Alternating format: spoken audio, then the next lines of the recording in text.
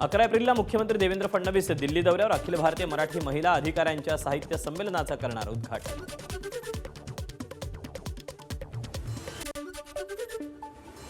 सिडकोचं 2026-27 आर्थिक वर्षाचं बजेट सादर।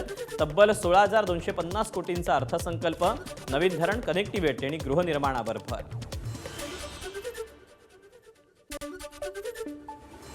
युद्धाचा फटका ठाणे जिल्ह्यातील 3 महत्त्वाच्या एमआयडीसीला। ठाणे, डोंबिवली आणि अंबरनाथ या 3 एमआयडीसी परिसरात महिन्याभरात हजारो कोटींचं नुकसान। गॅस टंचाईनं उत्पादनावर परिणाम। बारामतीत नराधमाचा 2 अल्पवयीन मुलीवर अत्याचार। 7 आणि 13 वर्षांच्या मुलीचं केलं लैंगिक शोषण। चॉकलेटचा आमिष देऊन मुलींवर अत्याचार। हसन झारी असं नराधमाचं नाव। नांदेडमध्ये काल सोनू कल्याणकरची हत्या। पोलिसांनी आतापर्यंत 5 जणांना केली अटक।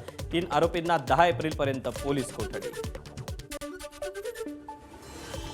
अमरावती गुन्हे शाखेच्या पोलिसांना एमडी तस्करी प्रकरणात मोठं यश। एमडी ड्रग्ज बनवणारा विष्णुलाल गायरीला राजस्थानमधून अटक।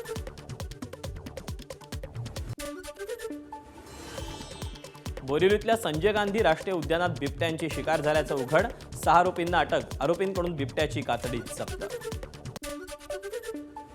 ऋषिकेशमध्ये सीप्लेनची यशस्वी लँडिंग। उत्तराखंडमध्ये हवाई कनेक्टिव्हिटीचा नवा अध्याय। पर्यटन आणि परिवहन सुविधा आणखी मजबूत होणार।